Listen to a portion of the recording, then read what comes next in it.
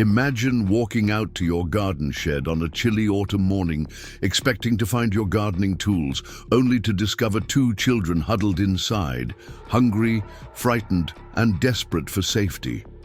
What would you do? Today's story is about Sarah Taylor, a retired elementary school teacher whose routine morning turned into a life-changing encounter when she discovered a 9-year-old girl and her 5-year-old brother seeking refuge in her backyard shed. What begins as a shocking discovery unravels into a story of heartbreaking courage, unexpected connection, and the remarkable resilience of children who have been forced to grow up too quickly.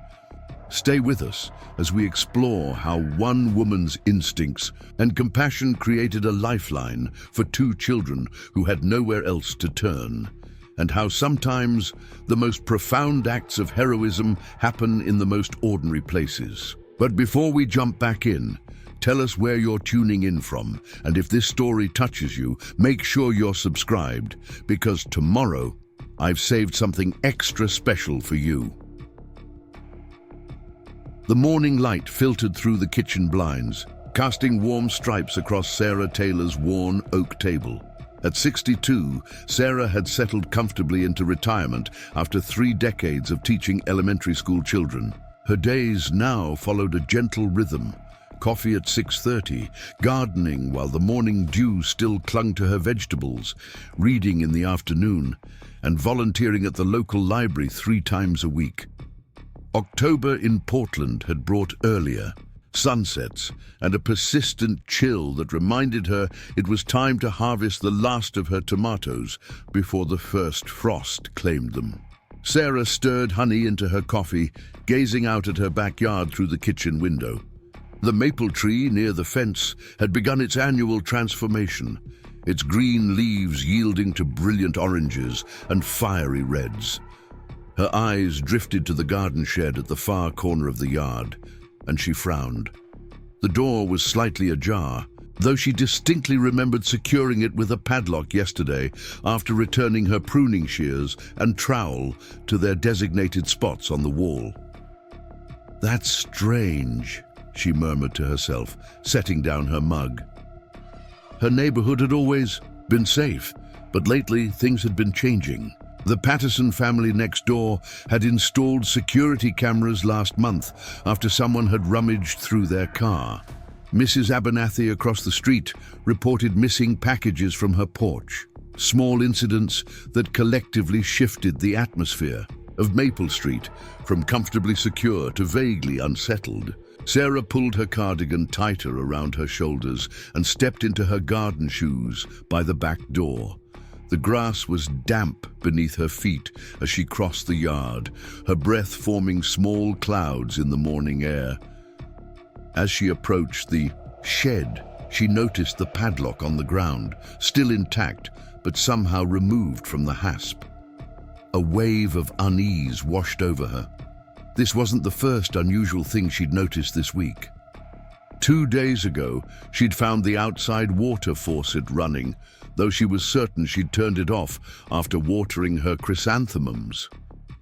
Yesterday, she realized several apples were missing from the tree near her fence, the low-hanging ones she'd been planning to harvest for a pie. Each incident easily dismissed as forgetfulness or neighborhood children helping themselves to fruit, but together they formed a pattern that now seemed impossible to ignore. Sarah hesitated at the shed door, suddenly aware of how alone she was. John had been gone 3 years now, a heart attack while shoveling snow, leaving her to navigate widowhood with the same practical determination she'd applied to everything in life. She considered returning to the house to call someone, perhaps Barbara from next door, but something stopped her. Instead, she took a deep breath and slowly pulled the shed door open wider. "Hello? Is someone in?" The words died in her throat. There, huddled in the far corner on an old blue tarp, were 2 children. A girl, perhaps 9 or 10 years old, sat with her arm protectively wrapped around a younger boy who couldn't have been more than 5. Both were wearing jackets that appeared too thin for the October chill. The girl's long brown hair was pulled, back in a messy ponytail, and both children had the wide-eyed, frozen expression of deer caught in headlights. Sarah's teacher instincts kicked in immediately, overriding her initial shock. She knelt down at the entrance to the shed, making herself smaller, less threatening. "Hi there," she said softly, keeping her voice calm and even. "I'm Sarah. This is my garden shed." She paused, giving them space to respond. When they remained silent, their bodies tense with fear, she continued, "Can you tell me your names?" The girl stared back, saying nothing. The little boy buried his face against his sister's shoulder, peeking out with one eye. Sarah noted several details at once. A small backpack beside them, the careful way they'd arranged the tarp beneath them, the absence of any food wrappers or drink containers, despite what must have been at least a night spent in the shed. These children weren't just playing, they were hiding. "It's okay," Sarah assured them, still keeping her distance. "You're not in trouble. Are you hungry? I just made some oatmeal." After what seemed like an eternity, the girl spoke, her voice quiet but clear. "I'm Emma. This is my brother Liam." Sarah smiled gently. "Emma and Liam, those are nice names. How long have you been in my shed, Emma?" Emma straightened slightly, still keeping her arm around her brother. "Just last night. We'll go now. Sorry about your lock." She began to gather their few possessions, with practiced efficiency, movements that spoke of experience beyond her years. A child accustomed to leaving places quickly, to not overstaying a tenuous welcome. "You don't have to go," Sarah said, noting the threadbare condition of Emma's jacket, the way Liam's pants were too short for his growing legs. "It's cold outside, and it looks like it might rain again." Emma paused, studying Sarah with a calculating gaze that no child should have mastered. Her eyes, a deep brown that might have been warm under different circumstances, were evaluating, weighing risks and benefits with a precision that broke Sarah's heart. "We can't pay you," Emma stated flatly, the matter-of-fact way she offered. This information, as though kindness always came with a price tag, made Sarah's chest tighten. "I'm not asking for payment, sweetheart," she said carefully. "I'm just offering breakfast." The little boy, Liam, tugged at his sister's sleeve, whispering something Sarah couldn't hear. His face was smudged with dirt, but beneath it, she could see a sprinkling of freckles across his nose and cheeks. Emma leaned down to listen, then gave a slight nod. "Just breakfast," she agreed cautiously. "Then we'll go." In her kitchen, Sarah moved with deliberate normalcy, heating more oatmeal and setting out bowls, spoons, and milk. She added apple slices and a sprinkle of cinnamon, remembering how her students had always appreciated special touches that transformed ordinary food into something that felt like care. Emma sat at the table, straight-backed and vigilant, her eyes tracking Sarah's every movement. Liam settled beside his sister, his legs dangling well above the floor. When Sarah placed the steaming bowls of oatmeal before them, Liam's eyes widened with hunger, but he waited until Emma gave a slight nod before picking up his spoon. Sarah noticed how they ate. Liam with the abandoned enjoyment of a hungry child, Emma more carefully, occasionally glancing toward the doors and windows as though plotting escape routes. Neither spoke until their bowls were nearly empty. "Would you like more milk, Liam?" Sarah asked, noticing how the boy had drunk his entirely. Liam nodded shyly, and as Sarah reached across to pour it, she caught Emma wrapping a piece of toast in a napkin, slipping it discreetly into her jacket pocket. "There's plenty of food, Emma," Sarah said gently. "You can have as much as you want." Emma's cheeks flushed, embarrassed at being caught. "It's for later," she admitted. The implication hung in the air. Later, when they wouldn't have access to food, when they'd be back to whatever precarious situation had driven them to seek shelter in a stranger's garden shed. As Emma shifted in her chair, her small backpack slipped from her lap, spilling its contents onto the kitchen floor. Sarah watched as the girl quickly moved to gather the items. A small, spiral notebook with a unicorn on the cover, the a child's water bottle with dinosaurs printed on it, a pair of balled-up socks, and a worn photograph of the children with a woman who shared their warm brown eyes and gentle smile, presumably their mother. But what caught Sarah's attention most was a small bottle of children's pain reliever and a handwritten list in childish handwriting, documenting times and doses with meticulous care. "Liam gets earaches," Emma explained quickly, seeing where Sarah's gaze had landed. "I keep track of when he needs medicine." Sarah nodded, careful to keep her expression neutral, despite the alarm bells ringing in her mind. A 9-year-old should not be solely responsible for administering medication to a younger sibling. A 9-year-old should not be sleeping in garden sheds. A 9-year-old should not have the hyper-vigilant awareness that Emma displayed. "That's very responsible of you," she said, choosing her words carefully. "Where are your parents, Emma?" The question caused an immediate change in Emma's demeanor. Her shoulders tensed, and her expression closed like a door slamming shut. "Mum's sick," she said after a pause. "We're supposed to stay with our stepdad until she gets better, but preparing and narrating this story took us a lot of time. So if you are enjoying it, subscribe to our channel. It means a lot to us. Now back to the story." The unfinished sentence hung heavy in the air, filled with implications that made Sarah's stomach tighten. "He gets real mad," Liam said suddenly, his childish voice interrupting the tension. "He hit Emma with his belt." "Liam!" Emma's voice was sharp with alarm. "That's private." Sarah kept her face composed, though inside she felt a surge of anger at whoever had left these children in such a situation. Her years as a teacher had trained her to recognize the signs of abuse and neglect, to maintain calm while gathering critical information. "Emma," she said gently, "how long has your mum been sick?" Emma looked down at her empty bowl, tracing the rim with her finger. 19 days, she answered with precise accuracy. "She's in the hospital again. Her heart doesn't work right. And your stepdad, where is he now?" Emma shrugged, affecting a casual attitude that didn't reach her eyes. "Probably at work or with his friends. He doesn't look for us much when he gets angry. Says we're better off gone anyway." The casual way she delivered this devastating information, as though it were simply an unfortunate fact of life rather than severe neglect and abuse, made it all the more heartbreaking. Sarah was about to ask another question when her phone rang, the shrill sound cutting through the kitchen's quiet atmosphere. She glanced at the caller ID, Barbara from next door, probably calling about their weekly book club. "Excuse me for just a moment," she said, stepping into the living room to answer. Behind her, she heard urgent whispering and the scrape of chair legs against the floor.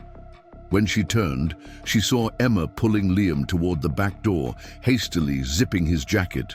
"Get your coat," Emma was instructing in a hushed voice. "We need to go now." But Emma, I like it here," Liam protested. "She's nice." "She's calling someone about us," Emma hissed. "They'll separate us. Remember what happened to Joey at school? His foster parents didn't want his sister." Sarah ended the call quickly, returning to find both children by the back door, jackets on, Emma's hand already on the doorknob. "You're leaving?" Sarah asked, though the answer was obvious. "We have to go," Emma replied, her chin lifting slightly in defiance, though her eyes betrayed her fear. "Thank you for breakfast." "Emma, wait," Sarah said, keeping her voice gentle but firm. "That was just my neighbor asking about a book I borrowed. I'm not calling anyone without talking to you first." Emma's expression remained skeptical, her body poised for flight. "I promise," Sarah continued. "Please, it's starting to rain again. At least wait until it stops." Emma glanced toward the window, where fat raindrops had begun to streak the glass. Then she looked at her brother, whose exhaustion was evident in the dark circles under his eyes and the slight sway of his small frame. 1 hour, she conceded, reluctantly. "Then we really have to go."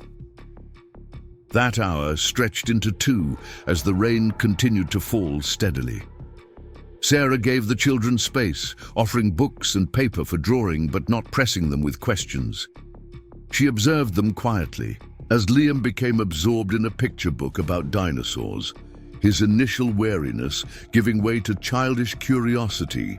Emma remained alert, though Sarah noticed her gaze occasionally lingering on the family photos displayed on the living room shelves. Sarah and John on their wedding day, Sarah with her 5th grade class from years ago, Sarah and her sister at the coast. By early afternoon, the rain had slowed to a drizzle, but Liam had fallen asleep on the couch, his small body finally surrendering to exhaustion.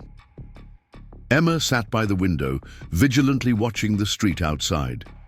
Sarah brought her a mug of hot chocolate, setting it on the side table without comment. After a moment, Emma picked it up, wrapping her hands around its warmth. "Emma," Sarah said, settling into the armchair across from her, "I need to ask you something important. How did you and Liam get here? My house is pretty far from the hospital." Emma took a sip of hot chocolate before answering. "We walked. We stayed at different places, the park for a while, then behind the grocery store. Your shed was dry, at least." Sarah nodded, processing this information. These children had been essentially homeless for what sounded like days, finding shelter wherever they could, all while Emma maintained the responsibility of caring for her younger brother. "How long have you been away from home, Emma?" 4 days, she answered. "Maybe 5. The days get mixed up." Sarah noticed Emma rubbing her wrist, wincing slightly at the movement. "Is your arm hurt?" she asked. "It's fine," Emma replied too quickly. "May I see?" After a moment's hesitation, Emma extended her arm. Sarah gently pushed up the sleeve of her jacket to reveal an angry red swelling around a jagged scratch that had clearly become infected. The skin was hot to the touch, with red streaks extending up toward Emma's elbow.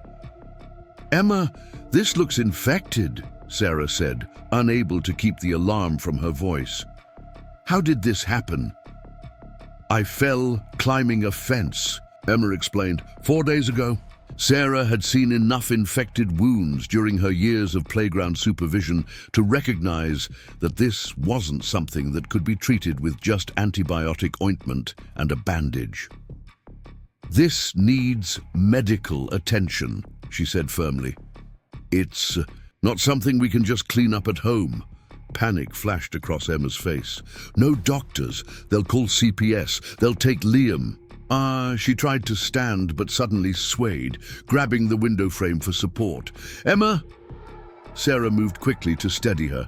"I'm just tired," Emma insisted, but her face had gone alarmingly pale, and when Sarah touched her forehead, she could feel the heat of fever radiating from her skin. "Emma, you're very sick," Sarah said, her concern overriding her caution. "This isn't something I can fix with a bandage and ointment.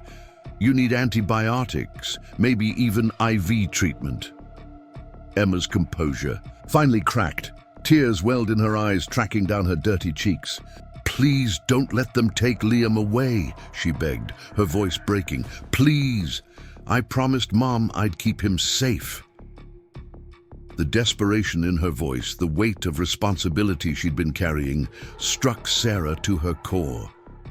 This child had been trying to protect her brother while dealing with an infected wound that was now clearly spreading into her bloodstream. The situation had gone beyond questions of ideal approaches or perfect solutions. "I won't let anyone separate you," Sarah promised, her decision made, "but we need to get you help now." The ride to the hospital was tense.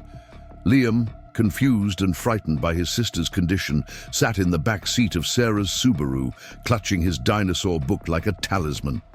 Emma drifted in and out of awareness, her fever climbing, despite the children's pain reliever Sarah had given her. In the emergency room, the triage nurse took one look at Emma's arm and rushed her back immediately. Sarah found herself explaining. What little she knew to a series of medical professionals, each conversation revealing more gaps in her knowledge. No, she didn't know the children's last name. No, she wasn't a relative. Yes, they had mentioned their mother was hospitalized, but she didn't know where or under what name. Hours passed in the sterile waiting room. Liam stayed close to Sarah, his initial trust in her strengthened by necessity and fear for his sister. When a hospital social worker approached, clipboard in hand, Sarah felt Liam tense beside her. "Miss Taylor, I'm Rachel Matthews from Child Protective Services. I understand you brought in 2 children who were found in your garden shed." Sarah nodded, keeping her hand reassuringly on Liam's shoulder. "Yes, Emma and Liam. Emma has a serious infection in her arm." Rachel Matthews was a woman in her 40s with kind eyes and a no-nonsense manner that Sarah immediately appreciated. She crouched down to Liam's level. "Hi, Liam. My name is Rachel. I'm here to help you and your sister. Can you tell me your last name?" Liam looked up at Sarah, who nodded encouragingly. "Hayes," he said in a small voice. "I'm Liam Hayes, and Emma is Emma Hayes." "Thank you, Liam. And your mom's name?" "Melissa. She's sick. Her heart doesn't work good." Rachel made notes on her clipboard. "Do you know your stepdad's name?" Liam's face clouded. "Rob. I don't like him. He yells and he hurts Emma." Rachel maintained her professional composure, though Sarah noticed a tightening around her eyes. "You're doing great, Liam. Would you like to color for a bit while I talk to Ms. Taylor? There's a playroom just over there where you can see us the whole time." Once Liam was settled with coloring supplies under the watchful eye of a pediatric nurse, Rachel turned to Sarah. "We've identified the mother," she said quietly. "Melissa Hayes is actually a patient here in the cardiac care unit. She was admitted nearly 3 weeks ago for congestive heart failure and has been in and out of consciousness. She was under the impression the children were with their stepfather, Robert Hayes." "Clearly they weren't," Sarah said, unable to keep the edge from her voice. Rachel nodded grimly. "We've contacted Mr. Hayes. He claims the children ran away and he's been looking for them, but preliminary checks with neighbors suggest otherwise.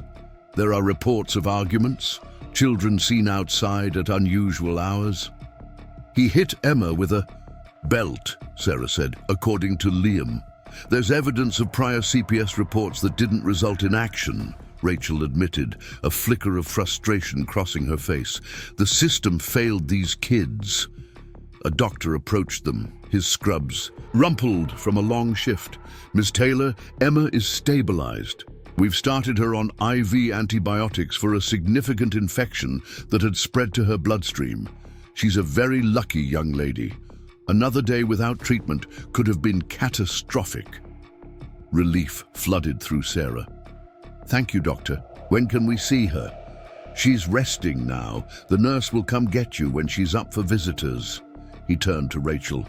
"Are you with Child Protective Services?" Rachel nodded, showing her identification. "You should know," the doctor continued, lowering his voice. "There are some concerning marks on the child's back, consistent with the belt injuries she described to the nurse. Some older, some newer. We've documented everything for your investigation."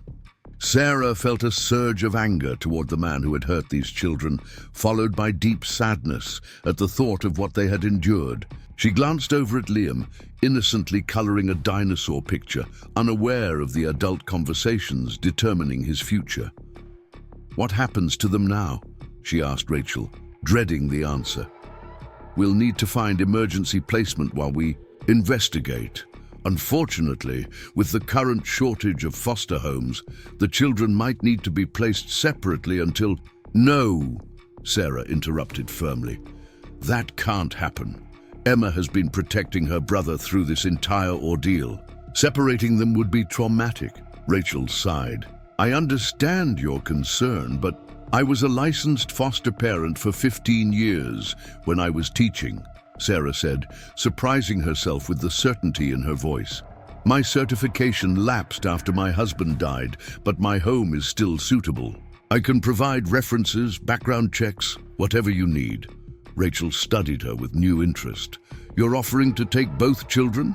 Temporarily, at least, Sarah confirmed. Until their mother recovers, or until you can find a permanent placement that keeps them together. The decision had formed so naturally that Sarah hadn't even realized she was making it until the words were already spoken. But as soon as she said them, she knew with absolute certainty that she couldn't let these children disappear into the system, couldn't bear the thought of Emma and Liam being separated after everything they had endured together. Rachel made some notes on her clipboard.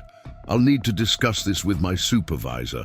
There would be home inspections, background checks, interviews. I understand, Sarah said.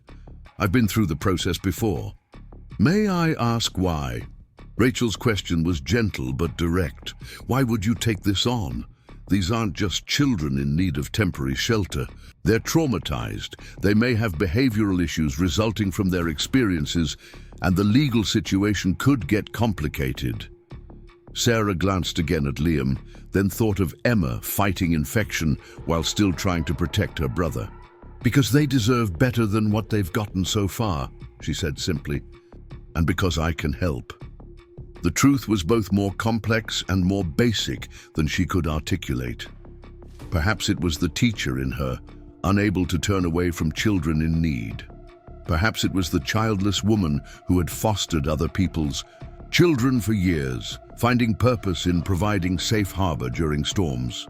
Or perhaps it was simply that, sitting in her kitchen that morning, she had looked into Emma's guarded eyes and recognized a child trying desperately to hold her small world together through sheer force of will, and something in Sarah had responded to that courage with an answering resolve. Later that evening, when Emma was awake and her fever had begun to recede, Sarah was allowed to see her. The girl looked small and vulnerable in the hospital bed, an IV in her arm and monitors tracking her vital signs. Her eyes, clearer now without the haze of fever, immediately searched the room. "Where's Liam?" she asked, her voice hoarse but insistent. "He's just outside with Ms. Matthews," Sarah assured her. "He's fine. He made you a get-well card." Emma tried to sit up, agitation overriding her weakness. "You called them, the police and social workers." "The hospital had to, Emma," Sarah explained gently. "You were very sick." "They'll split us up," Emma said, genuine fear in her voice. "They always do. That's what happened to Zoe in my class." Sarah moved closer, sitting in the chair beside Emma's bed. "Emma, look at me. I've spoken with Ms. Matthews from CPS. If it's okay with you, you and Liam can stay with me when you get out of the hospital. Together." Emma stared at her, disbelief written across her face. "Why would you do that? You don't even know us." It was the same question Rachel had asked, but coming from Emma, it carried a different weight, the wariness of a child who had learned that kindness often came with hidden costs or disappeared when most needed. "Because you deserve to be safe," Sarah said firmly. "Both of you, and you deserve to stay together." Emma studied Sarah's face with that too-old scrutiny, looking for deception or ulterior motives. "What about Mom?" she asked finally. "And him? Your mom is actually in this same hospital," Sarah told her, watching hope bloom across Emma's tired face. "Once you're feeling better, you can visit her. As for your stepfather, the police are talking to him. He won't be able to hurt either of you again." Emma's eyes filled with tears, the first genuine, unguarded emotion Sarah had seen from her. "Do you promise? Do you promise we can stay together?" Sarah reached out, carefully taking Emma's hand, mindful of the IV line. "I promise I will do everything in my power to keep you and Liam together. And I promise you'll always be safe in my home." Emma considered this, then nodded once, a solemn acceptance of the promise between them. In that moment, Sarah understood that she had crossed a threshold. What had begun as a shocking discovery in her garden shed had transformed into a commitment that would reshape not only her quiet retirement, but the lives of two children who had nowhere else to turn. Outside the hospital window, Portland's early evening traffic moved through the rain-slicked streets, people hurrying home to families, to safety, to the rhythms of ordinary life. Sarah thought of her empty house, the carefully tended garden, the quiet rooms that had sometimes felt too silent since John's passing. She thought of the spare bedroom that had primarily served as storage, of school supplies she'd never quite been able to part with, of the children's books she'd saved just in case. Perhaps, she reflected as she watched Emma finally surrender to healing sleep, this was what that just in case had been preparing her for all along. The next 7 days unfolded in a whirlwind of paperwork, interviews, and preparations. Sarah found herself navigating systems she hadn't encountered since her fostering days, though much had changed in the decade since her last placement. Rachel Matthews proved to be a valuable ally, moving the emergency guardianship application through bureaucratic channels with remarkable efficiency. "You're lucky my supervisor used to be a teacher," Rachel told Sarah as they sat in the hospital cafeteria on Emma's 3rd day of treatment. "She believes in keeping siblings together whenever possible, and she was impressed by your background. The fact that you were previously certified helps tremendously." Sarah stirred her lukewarm coffee, watching Liam across the cafeteria where he was carefully arranging sugar packets into patterns under the watchful eye of a hospital volunteer. The boy had stayed remarkably resilient throughout the ordeal, his natural childish curiosity reasserting itself as he settled into the routine of hospital visits and the security of Sarah's consistent presence. "What about their mother?" Sarah asked, returning her attention to Rachel. "I'd like to meet her if possible." Rachel nodded, gathering her papers. "She's been updated about the situation. The doctors say her condition has stabilized enough for brief visits. She's asked to see you, actually." Melissa Hayes occupied a room on the cardiac floor, her slight frame nearly lost among the monitoring equipment and IV lines. At 35, she looked a decade older, her face bearing the strain of chronic illness and worry. When Sarah entered, following a brief knock, Melissa's eyes, the same warm brown as her children's, immediately focused on her with an intensity that belied her physical weakness. "You're the woman who found my children," she said, her voice raspy but clear. Sarah approached the bed, maintaining a respectful distance. "Yes, I'm Sarah Taylor." Melissa studied her with the same evaluating gaze Emma had shown, though tempered, with adult understanding and a mother's desperate concern. "Ms. Matthews told me everything. How you found them in your shed, how you got Emma to the hospital, how you've been caring for Liam." "They're remarkable children," Sarah said simply. Tears welled in Melissa's eyes.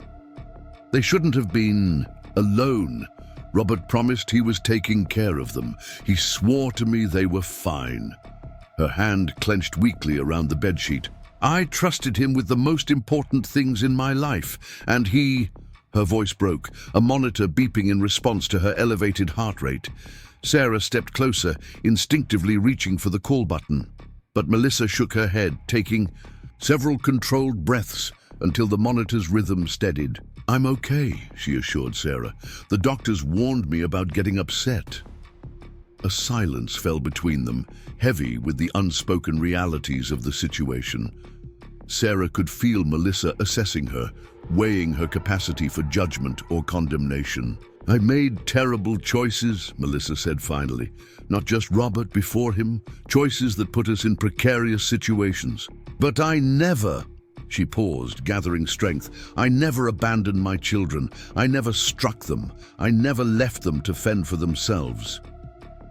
"I believe you," Sarah said, recognizing the desperate need for this acknowledgement. The distinction mattered, not as absolution, but as recognition of a line Melissa had never crossed, despite other failings. "The social worker says you're offering to take them, both of them, while I recover." Sarah nodded. Yes, if that's acceptable to you. Why? The question was direct, piercing. The same question Emma had asked, but with a mother's fierce protectiveness behind it. Sarah considered her response carefully. This wasn't a social worker's interview or a judge's hearing. This was a mother entrusting her children to a stranger during her most vulnerable hour. I taught elementary school for 30 years, she began. I fostered children for 15 of those years. My husband and I couldn't have children of our own, but we had space in our home and, we hoped, something to offer children who needed stability, even temporarily. She met Melissa's gaze directly. Emma and Liam need that stability right now. They need to stay together. They need a safe place while you focus on getting well. Melissa held her gaze for a long moment, then looked away toward the window, where afternoon light filtered through half-drawn blinds. Emma has always been the responsible one, she said softly, even as a little girl. When I got sick the first time, when she was just 6, she would bring me water and make simple sandwiches for her brother. A sad smile touched her lips. I was so proud of her capability, her maturity. I didn't realize until much later what a burden that was for a child to carry. The admission revealed a self-awareness Sarah hadn't expected. Not excuses or defensiveness, but recognition of how circumstances had forced Emma into a caretaker role far too early. Children are remarkably adaptable, Sarah offered, but they shouldn't have to be. Melissa nodded, wiping away a tear. Ms. Matthews mentioned you live about 20 minutes from here, on Maple Street? Yes, it's a quiet neighborhood, good schools nearby. They've already missed so much school this year, Melissa said, worry creasing her brow. Emma's teacher sent home extra work, but with everything happening. We can address that, Sarah assured her. I have some experience in that area. A ghost of a smile crossed Melissa's face. I suppose you do. She took another steadying breath. Ms. Matthews said my condition will require months of recovery, cardiac rehabilitation, medication adjustments. Even after I'm discharged, I won't be able to care for them properly for some time. Recovery takes as long as it takes, Sarah said. What matters is that Emma and Liam know you're getting better, that they can see you regularly, that they understand this separation is temporary. And Robert? Melissa's voice hardened at her husband's name. There's a restraining order in place, Sarah explained, having been briefed by Rachel. The police investigation is ongoing. Emma and Liam will not have contact with him during this time. Relief washed over Melissa's face. Good. I was blind about so many things, but I'm seeing clearly now. I won't make that mistake again. She closed her eyes briefly, gathering strength, then looked directly at Sarah. May I meet with Emma and Liam before I sign the guardianship papers? I need to explain things to them myself. Of course, Sarah agreed. Emma should be cleared to leave her room tomorrow. I'll bring them both. As Sarah turned to leave, Melissa called after her softly. Ms. Taylor, thank you for finding them, for seeing them when so many people didn't. The words followed Sarah down the sterile hospital corridor, a reminder that sometimes the most important acts of intervention began with simply paying attention. Emma's reunion with her mother the next day was both heartwarming and heartbreaking. The girl, who had maintained such careful composure throughout her ordeal, finally broke down in tears when she saw her mother, crawling carefully onto the hospital bed to nestle against Melissa's side, despite her IVs and monitoring equipment. Liam followed, his small face alight with relief and joy. Sarah stood back, giving the family privacy, while remaining present as requested by both Melissa and the medical staff. She watched as Melissa stroked Emma's hair, whispering reassurances, and as Liam excitedly showed his mother the dinosaur book he'd been reading. For a precious half hour, they were simply a family reconnecting, the complications of their situation temporarily suspended. Then came the harder conversation, with Melissa explaining to her children that she would need to stay in the hospital and then a rehabilitation facility for some time, that they would be staying with Ms. Taylor, that their stepfather would not be part of their lives anymore. "But when you're better, we'll be together again?" Emma asked, her voice small but hopeful. "Yes," Melissa promised. "This isn't forever. Just for now while I get stronger, and you'll visit me often." "Will Ms. Taylor's house have dinosaur books?" Liam wanted to know, his practical concern bringing a smile to everyone's faces. "I think we can arrange that," Sarah assured him. As they prepared to leave, Melissa beckoned Sarah closer, speaking quietly while the children gathered their things. "Emma has nightmares sometimes. She doesn't always tell adults when she's scared, because she thinks she needs to be brave for." "Liam," Sarah nodded, filing away this important information. "Thank you for telling me." "And Liam," Melissa continued, "he needs his stuffed elephant to sleep. It's probably still at the apartment, grey, with one ear slightly torn." "I'll make sure we find it," Sarah promised. Melissa hesitated, then added, "They're good children, Miss Taylor.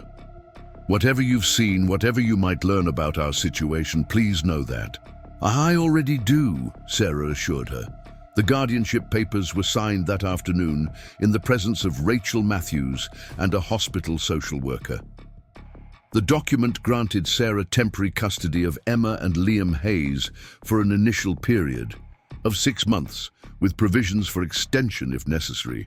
It outlined visitation rights for Melissa and explicitly barred contact with Robert Hayes pending the outcome of the criminal investigation. As Rachel filed the last of the paperwork, she turned to Sarah with a knowing look. "Your life is about to change dramatically. Are you ready for this?" Sarah thought of her quiet house, her orderly retirement routine, the peaceful predictability of her days. Then she looked at Emma, still pale but recovering, sitting protectively beside her brother as he colored contentedly. 2 children who had slept in a garden shed rather than remain in an abusive home, who had cared for each other when the adults in their lives had failed them. "Yes," she said with certainty, "we'll figure it out together." The adjustment began. Immediately, Emma was discharged from the hospital the following day with instructions for oral antibiotics and wound care. Sarah's first challenge was transforming her guest room, long used for storage and occasional visitors, into a proper bedroom for 2 children. Her neighbor Barbara arrived with casserole in hand, stopping short when she saw Sarah emptying the guest room closet of old teaching supplies and holiday decorations. "Sarah Taylor, what on earth are you doing?" Barbara asked, setting the food on a side table. "I thought you'd be resting after all this excitement." Sarah straightened, pushing a strand of silver hair behind her ear. "The children will be here tomorrow. They need a proper place to sleep." Barbara's eyebrows rose nearly to her hairline. "Children, as in more than one, as in living here." "Emma and Liam," Sarah confirmed, pulling a dusty box of Christmas ornaments from the closet shelf. 9 and 5, brother and sister. "And they're coming to live with you? For how long?" 6 months at least. Their mother is hospitalized with heart failure, and their stepfather," Sarah chose her words carefully, "is not a safe caregiver." Barbara sat heavily on the stripped guest bed, taking in this information. At 72, she had been Sarah's neighbor for over 2 decades, their friendship solidifying after they'd both lost their husbands within a year of each other.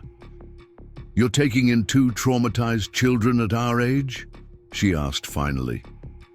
"Sarah, that's a monumental undertaking." "I know," Sarah acknowledged, setting down her box. "But you should have seen them in that shed, Barbara. They had nothing but each other."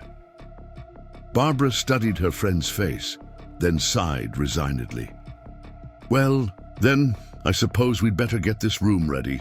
My grandson outgrew his twin bed last year. It's in my garage, barely used. Would that help? Sarah smiled gratefully. That would be perfect. We'll need another one for Liam. Harold across the street might have one. His grandchildren are all teenagers now. Barbara stood already mentally organizing. I'll make some calls. And you'll need bedding, proper pillows, perhaps some curtains that aren't that ghastly floral pattern from 1995.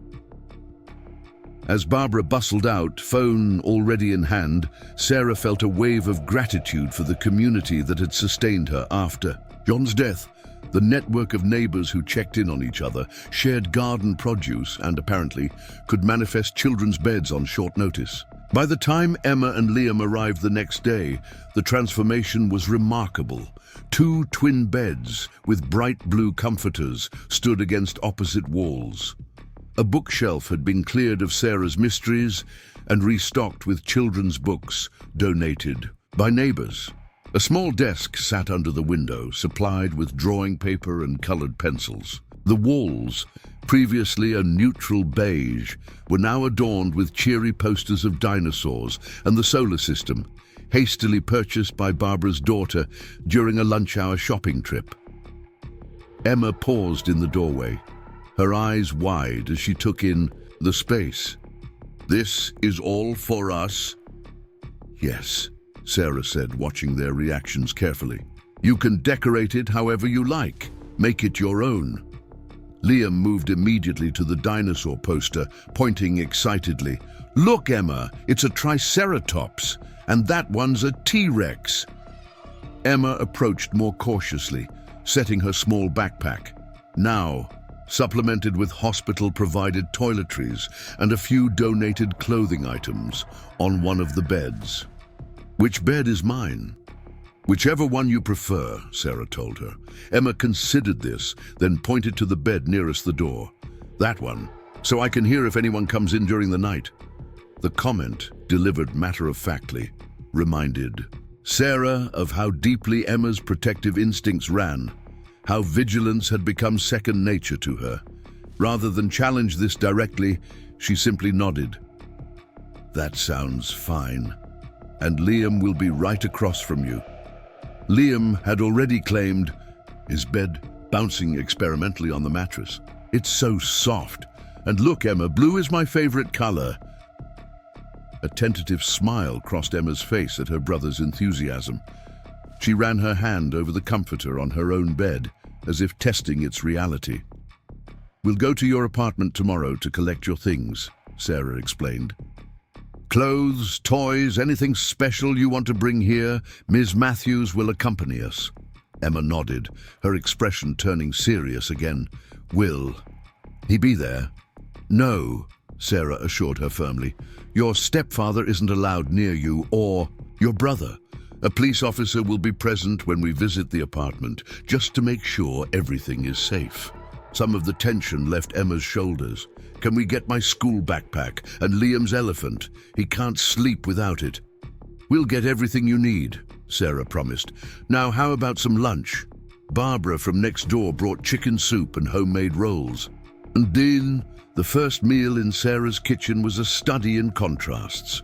Liam's uninhibited enjoyment versus Emma's careful restraint, the way she waited for Sarah to begin eating before picking up her own spoon, how she monitored her brother's intake, gently reminding him to slow down when he began to gulp his soup.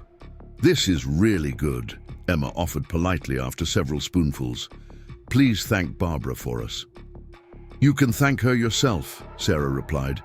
"She's coming over later with cookies she baked this morning. She lives next door in the blue house." Liam looked up, soup forgotten. "Cookies?" A flicker of a genuine smile crossed Emma's face at her brother's predictable response. "You have to finish your soup first, Liam." Sarah observed the interaction, noting how naturally Emma fell into a parental role, guiding and instructing her brother. While her capability was impressive, Sarah recognized that part of helping Emma heal would involve gradually relieving her of responsibilities no child should carry. "Emma," she said casually, After lunch, I thought we might review the house rules and routines. Things like bedtime, meals, homework time, that sort of thing. Emma straightened, instantly alert. Yes, Mom. Not as a test, Sarah clarified, seeing the girl's anxiety. Just so you both know what to expect. Routines can help everyone feel more secure when there's been a lot of change. Some of the tension eased from Emma's posture. We had routines before Mom got sick. Breakfast at 7, school homework right after school, dinner at 6. Those sound like very sensible routines, Sarah acknowledged. We can build on those and perhaps add some new ones like our regular visits to your mum and reading time before bed. The idea of visiting her mother brightened Emma's expression. How often can we see her? 3 times a week to start, Sarah said. The doctors don't want her overtired, but they agree that regular visits are important for all of you. The afternoon unfolded with gentle introductions to Sarah's home. She showed them where to find snacks in the kitchen, how to work the bathroom, and taps, which shelves in the bookcase held children's books. Liam followed her with unabashed curiosity, asking questions and occasionally touching things that caught his interest. A glass paperweight, a framed photograph, the soft throw on the couch. Emma shadowed them, vigilant and observant, taking mental notes of everything. Sarah noticed how the girl's eyes lingered on certain details, the deadbolt on the front door, the smoke detector in the hallway, the well-stocked refrigerator, the family photographs on the mantel. "Is that your husband?" she asked during a quiet moment, pointing to a picture of Sarah and John on their 30th anniversary.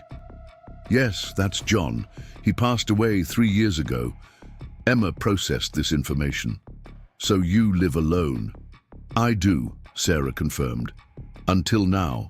Another careful assessment from those 2 old eyes. "Do you miss him a lot?" The directness of the question might have seemed intrusive from another child, but Sarah sensed genuine concern behind Emma's inquiry.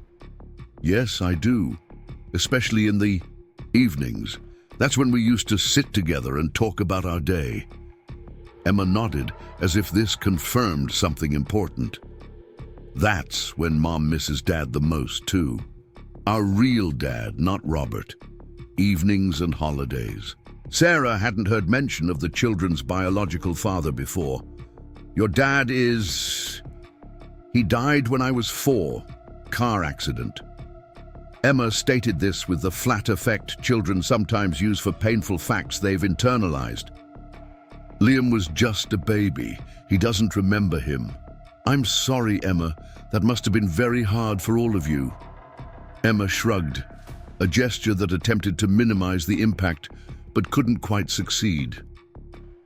That's when Mom's heart started acting weird. The doctors called it stress cardiomyopathy at first, then it got worse.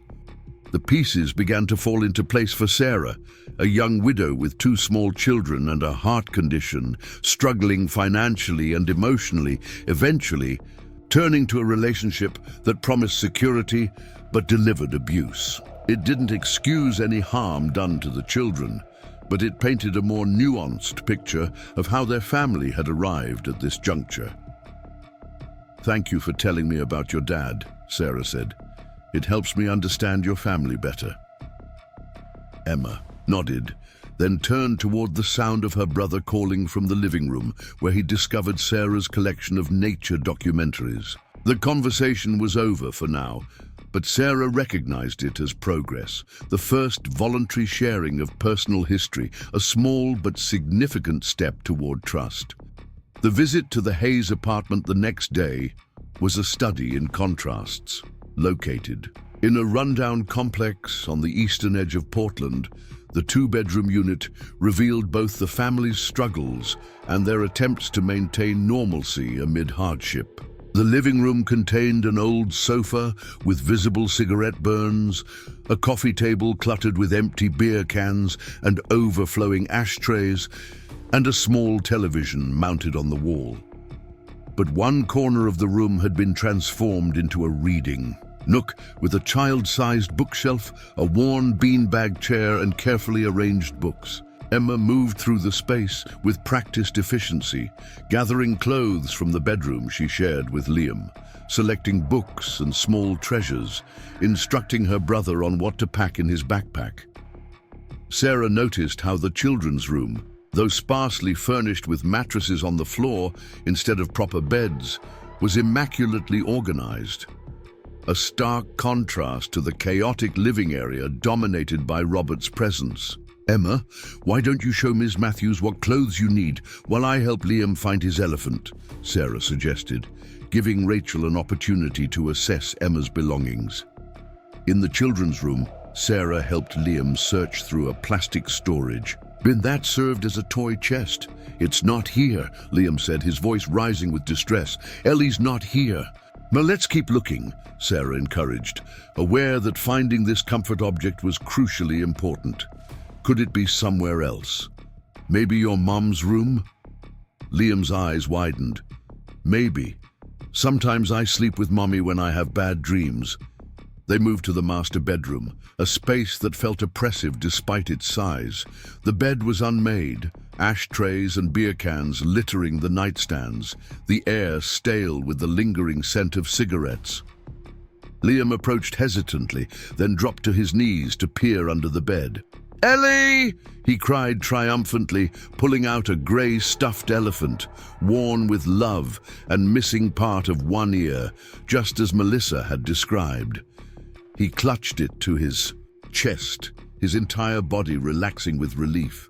As they continued gathering items, Sarah noted other telling details: a refrigerator nearly empty except for beer and condiments, a kitchen drawer containing carefully organized medication schedules for both Melissa and Liam, written in Emma's precise handwriting, school certificates of achievement pinned to the children's bedroom wall, a family photo album hidden beneath Emma's mattress. Through it all, the police officer stood quietly in the living room, documenting the conditions and occasionally speaking into his radio. His presence was a stark reminder of the circumstances that had brought them here, of Robert, Hayes' betrayal of the children left in his care. Emma approached Sarah as they were preparing to leave, a small wooden box in her hands. "This is Mom's," she explained, "her jewelry and important papers. Can we bring it to her at the hospital?" "Of course," Sarah agreed, taking the box and adding it to the collection of bags and backpacks they'd accumulated. As they stepped outside, Emma paused, looking back at the apartment with an expression Sarah couldn't quite decipher. Not sadness exactly, but something more complicated. "We won't have to come back here, will we?" she asked quietly. "Not if you don't want to," Sarah assured her. Emma nodded once, decisively, then took Liam's hand and walked toward Rachel's car without looking back. The first week established patterns that would carry them through the months ahead. Sarah registered the children at the local elementary school, where her long history as a teacher smoothed their transition. Liam joined a kindergarten class, while Emma entered 4th grade, both with support plans that acknowledged their recent trauma and educational disruptions. Routines formed: breakfast together each morning, school drop-offs and pickups, homework. At the kitchen table, regular hospital visits to see Melissa, dinner shared with occasional neighbors, baths, and reading time before bed. Simple rhythms that gradually allowed Emma and Liam to relax into the predictability their lives had previously lacked. The adjustments weren't without challenges. Liam experienced nightmares that sent him scurrying into Emma's bed most nights. Emma maintained her hypervigilance, checking doors and windows before sleep, hoarding small amounts of food in her backpack, watching Sarah with careful attention for any sign of changing moods or mounting frustration. Sarah approached these behaviors with patient understanding, neither indulging them nor attempting to extinguish them too quickly. She knew from experience that trust would build gradually, that healing followed its own timeline, that security needed to be proven through consistency rather than merely promised through words. On their 10th night in her home, Sarah was awakened by muffled crying. She found Emma sitting on the floor of the bathroom, knees drawn to her chest, trying desperately to quiet her sobs. "Emma," Sarah called softly, keeping her distance. "May I come in?"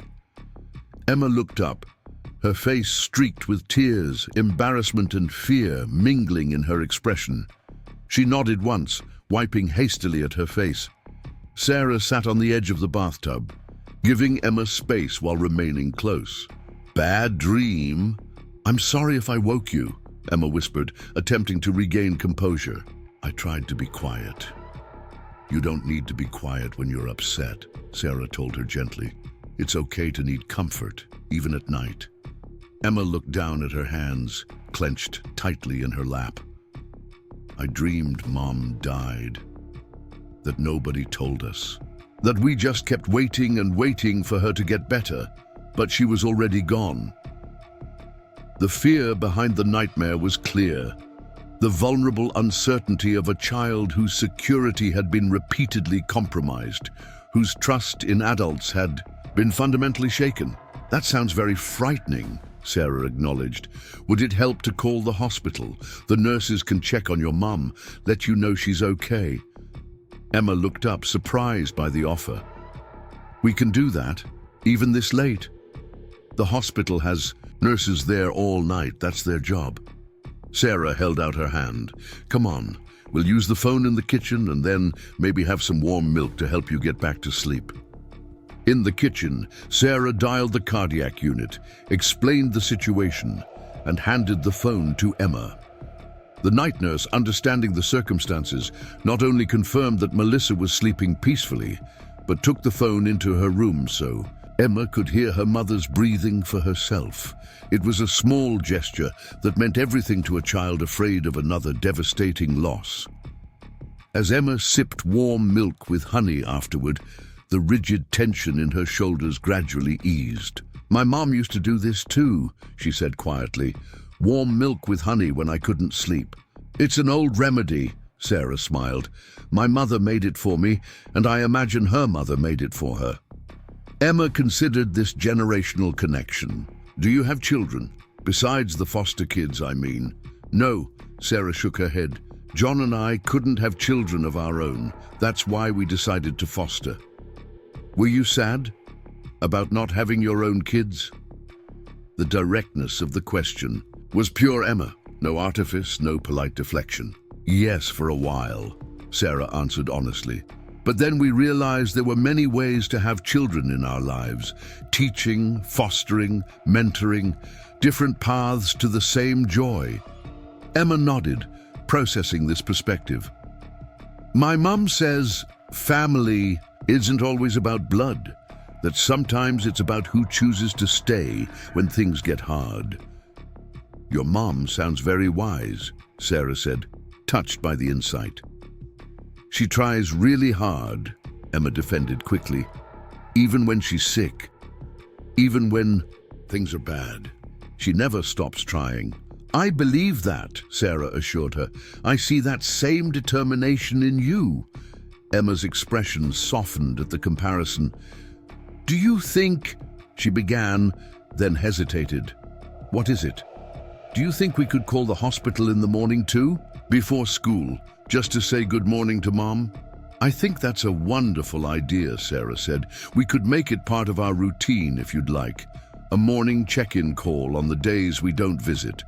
Emma's smile, a real one that reached. Her eyes transformed her face from caution to genuine childlike happiness. "Liam would like that too. He still gets confused sometimes about why Mom can't come home yet." "Then it's settled," Sarah said, rinsing their empty mugs. "Morning calls become part of our routine. Now, do you think you can sleep?" Emma nodded, then surprised Sarah by stepping forward and briefly leaning against her in a tentative hug, before quickly stepping back as if uncertain of the reception. "Thank you," she whispered, "for calling the hospital and for the milk." "Any time," Sarah said, her heart full at this small but significant display of trust. "That's what I'm here for." As they walked back to their rooms, Sarah reflected on the complexity of her new role in these children's lives. Not a replacement for their mother, but a bridge, supporting them during this uncertain time, helping maintain their connection to Melissa while providing the stability they desperately needed. It was a delicate balance, one that required constant attunement and adjustment, but watching Emma slip back into her room, shoulders now relaxed, fear temporarily abated, Sarah knew with certainty that this unexpected detour in her carefully planned retirement was exactly where she was meant to be. The garden shed discovery that had seemed so shocking just 2 weeks ago had led her precisely where she needed to go, back to the work of caring for children who needed a safe harbor. In the storm, as October gave way to November, the rhythm of their shared life deepened. Morning calls to Melissa became treasured rituals, the children crowding around the kitchen phone before breakfast, sharing news about school and listening eagerly to updates on their mother's progress. The cardiac rehabilitation facility reported steady improvements, small victories that Sarah carefully highlighted during their visits, helping Emma and Liam recognize their mother's determination and progress. "Look at how much further Mom walked today," Sarah pointed out during a Sunday afternoon visit, showing Emma the chart by Melissa's bed that tracked her daily rehabilitation exercises. 300 feet yesterday, 320 today. Emma studied the numbers with serious concentration. "That's 20 feet more. Is that good?" "It's excellent," Melissa assured her, sitting up in the chair beside her bed, cheeks flushed with exertion from her morning therapy session. "Dr. Wilson says I'm making remarkable progress." "When will you be at 400 feet?" Emma asked, already calculating future improvements, planning, measuring, her mind working the way it always did, seeking concrete benchmarks for security. Melissa exchanged a glance with Sarah, both women recognizing Emma's need for specificity. "The physical therapist thinks possibly by Thanksgiving, if I keep working hard." "That's only 3 weeks away," Emma noted, a hint of excitement breaking through her careful composure. "Will you be home by then?" The question, hopeful but anxious, hung in the air. Melissa reached for her daughter's hand, holding it gently. "Not quite yet, sweetheart. The doctors say January is more realistic for a discharge date. But," she added, seeing Emma's face fall, "Dr. Wilson mentioned I might be able to have a day pass for Thanksgiving. If my progress continues and someone could drive me." She looked towards Sarah, a question in her eyes. "I'd be happy to bring you to our house for Thanksgiving," Sarah offered immediately. "We have a guest bathroom on the main floor, so you wouldn't need to navigate stairs." Liam, who had been quietly coloring nearby, looked up with sudden interest. "Mom's coming for Thanksgiving? For real?" "We'll need to check with the doctors," Melissa cautioned, "but it looks promising." The possibility transformed the children. Over the next several days, Sarah watched as they channeled their energy into Thanksgiving preparations, creating handmade decorations for the dining room, dictating grocery lists that included all their mother's favorite foods, discussing seating arrangements with solemn deliberation. "Mom needs the chair with arms," Emma instructed, surveying the dining room with the critical eye of a party planner. "For support when she stands up, and we should put her close to the bathroom, but not so close that it's obvious we're putting her close to the bathroom." Sarah marveled at the girl's attention to detail, her innate understanding of adult dignity, even as she ached for the circumstances that had taught a 9-year-old such awareness. "That's very thoughtful, Emma," she acknowledged. "The chair at the end of the table would work well. It has arms, and it's just a few steps from the hallway bathroom." Emma nodded approvingly, making a note in the small spiral notebook she carried everywhere, another adaptive behavior Sarah had observed, the child's method of maintaining control in a world that had proven unpredictable. In school, both children were finding their footing. Liam's natural sociability emerged as he felt more secure, making friends easily in his kindergarten class and bringing home art projects proudly displayed on the refrigerator. Emma's path was more cautious, her academic capabilities evident, but her social interactions more reserved. Ms. Peterson says Emma is extremely bright, Principal Rodriguez told Sarah during a check-in meeting 3 weeks after the children's enrollment. She's already catching up on the material she missed, but she's hesitant to engage with other students, particularly in unstructured time like recess. Sarah nodded, unsurprised by this assessment. Emma's had to be the responsible one for so long. She's not used to simply being a child with other children. Exactly, Principal Rodriguez agreed, which is why we've paired her with our school counselor, Ms. Chen, twice a week. She's suggested something that might help, a peer reading program where older students read to younger classes, giving Emma a structured way to interact while using her strengths, Sarah interpreted, immediately seeing the value. Precisely. She'd read to kindergartners and first graders during lunch period once a week. We found it helps children like Emma, who need a bridge between being a caretaker and simply being a peer. Sarah thought of how naturally Emma read to Liam each night, how her tense shoulders relaxed when she was sharing a story, becoming briefly unburdened by responsibility and absorbed in narrative. I think that's an excellent idea. I'll talk to Emma about it tonight. To Sarah's surprise, Emma embraced the opportunity immediately. Thanksgiving arrived with a crisp chill in the air and pale sunlight filtering through the bare branches of Sarah's maple tree. The house filled with unfamiliar yet welcome sounds. Liam's excited chatter as he arranged hand-traced turkey decorations. Along the mantel, Barbara's cheerful humming in the kitchen as she helped prepare side dishes, and Emma's careful footsteps moving from room to room, checking and rechecking that everything was perfect for her mother's visit. Sarah observed the children's anticipation with a mixture of joy and concern. Melissa's day pass had been approved, a significant milestone in her recovery, but Sarah worried about managing everyone's expectations. 6 hours was the maximum time. The doctors had authorized for Melissa to be away from the facility, long enough for a family meal, but brief enough to prevent overexertion. "What time are we picking up Mom?" Emma asked for the 3rd time that morning, consulting the careful schedule she'd written in her notebook. "The facility said she'll be ready at 11, Sarah answered patiently. "We'll eat around 1 and then have plenty of time to visit before taking her back by 5. Emma nodded, making a small check mark in her notebook. "I put clean towels in the downstairs bathroom and made sure there's a chair in there if she needs to sit while she washes her hands." Sarah squeezed Emma's shoulder gently. "That was very thoughtful. Your mom will appreciate all your preparations." A hint of pride flickered across Emma's serious face.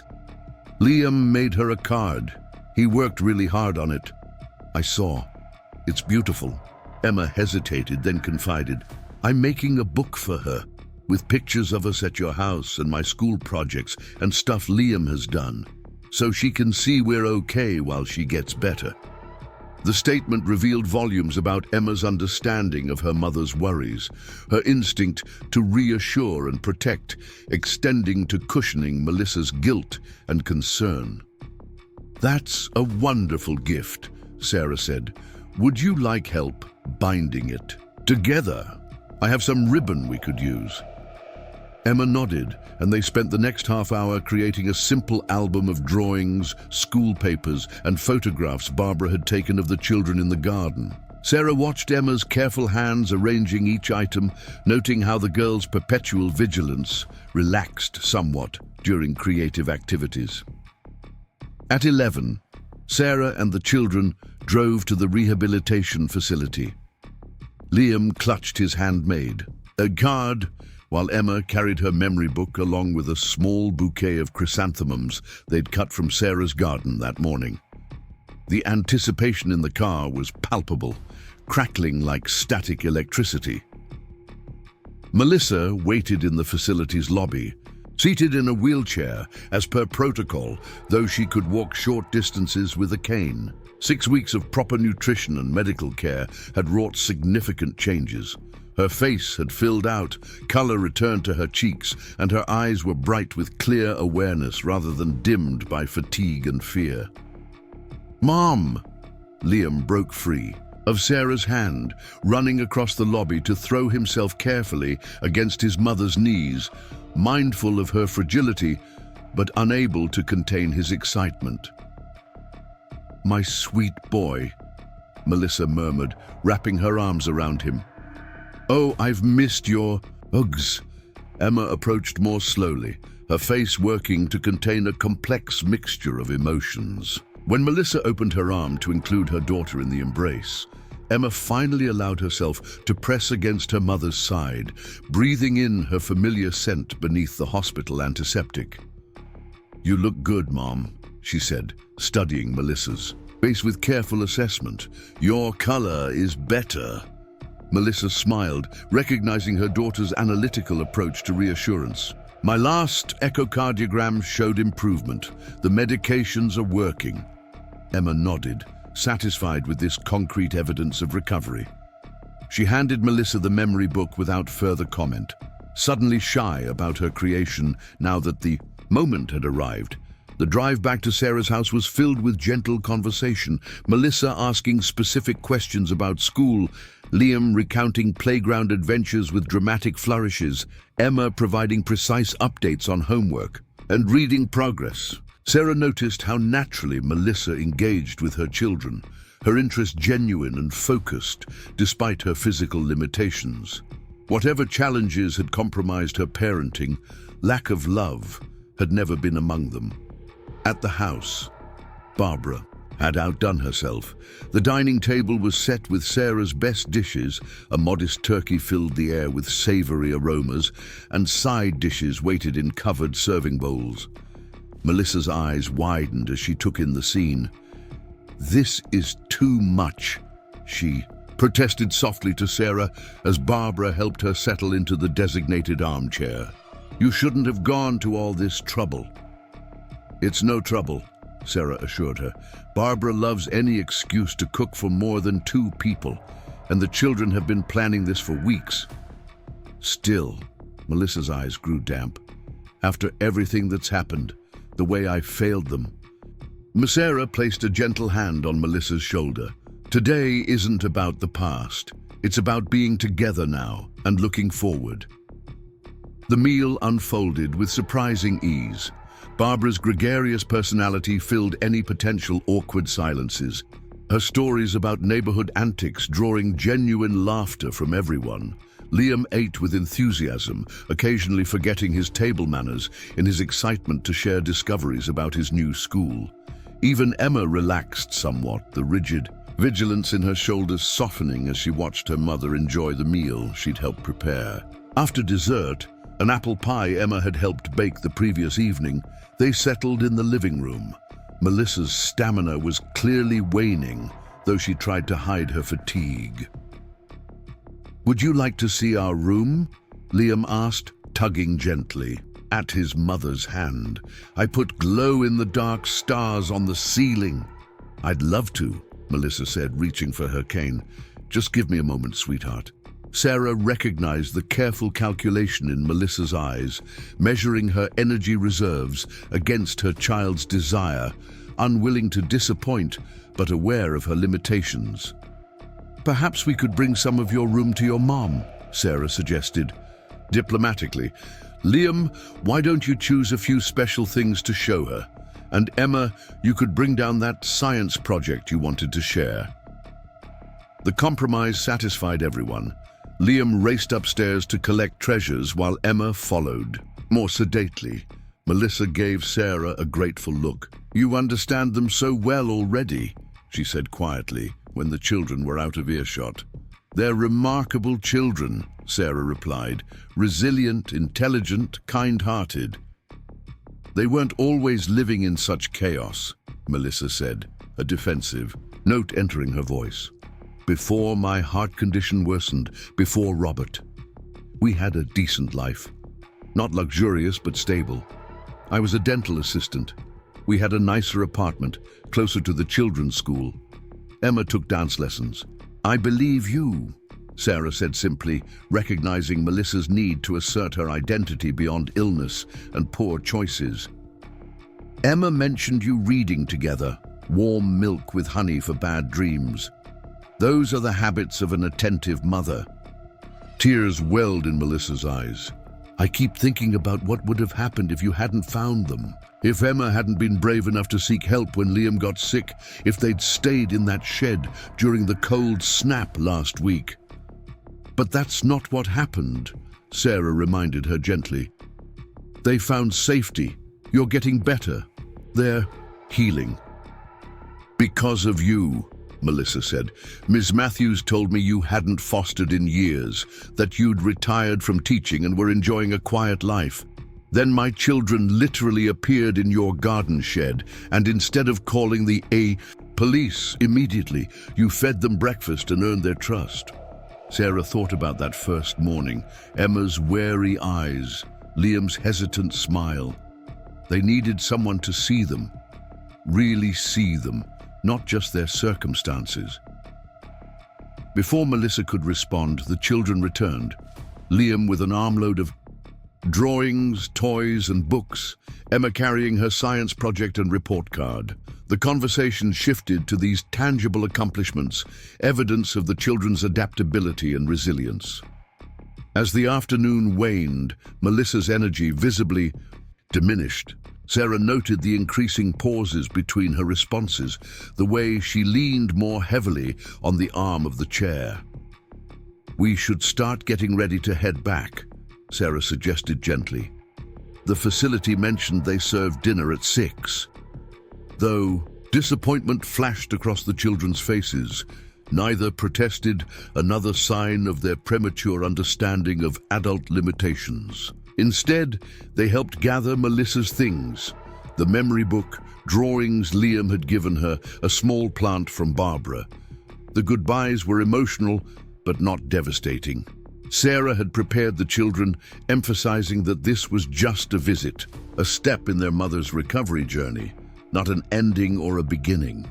I'll see you on Saturday for our regular visit, Melissa reminded them, hugging each child close.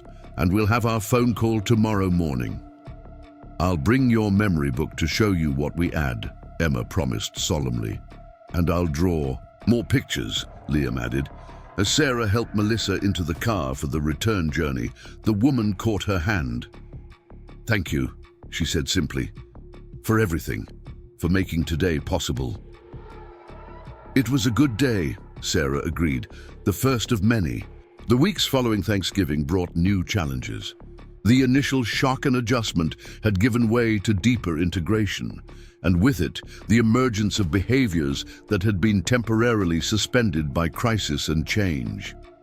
Liam, feeling more secure, began testing boundaries, refusing to pick up toys, arguing about bedtime, having occasional meltdowns when frustrated. Normal behaviors for a 5-year-old, but complicated by his history and circumstances. Emma's hypervigilance manifested in new ways. Rather than constant monitoring of physical safety, she became fixated on performance, checking her homework multiple times, becoming distraught over minor mistakes, pushing herself toward impossible standards of achievement and responsibility. Sarah navigated these developments with steady patience, drawing on her years of teaching experience while consulting regularly with the children's school counselor and Rachel Matthews, who continued to oversee their case. Emma's perfectionism is quite common in children who've had to be hyper-responsible, Ms. Chen, the school counselor, explained during a conference in early December. She's internalized the belief that perfect behavior and achievement will keep her world stable and safe. How do we help her?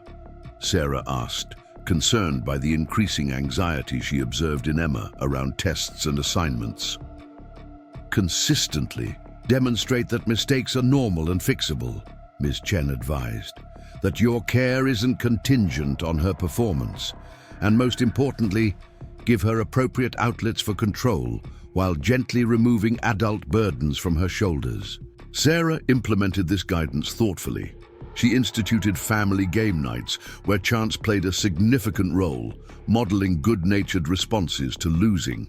She deliberately made small, fixable errors while cooking or gardening, demonstrating problem-solving rather than perfectionism. And she carefully identified areas where Emma could exercise choice and control, selecting dinner one night a week, choosing weekend activities, organizing her own study schedule, while firmly reclaiming adult responsibilities. "Emma," she said gently one evening, finding the girl reorganizing the pantry after dinner, "you don't need to inventory our food supplies. That's my job as the adult in the house." Emma looked up from her notebook where she'd been listing items. "But we're running low on pasta and cereal. Someone needs to keep track." "You're right that someone does," Sarah acknowledged, "but that someone should be me. You've been taking care of food supplies for a long time, haven't you?"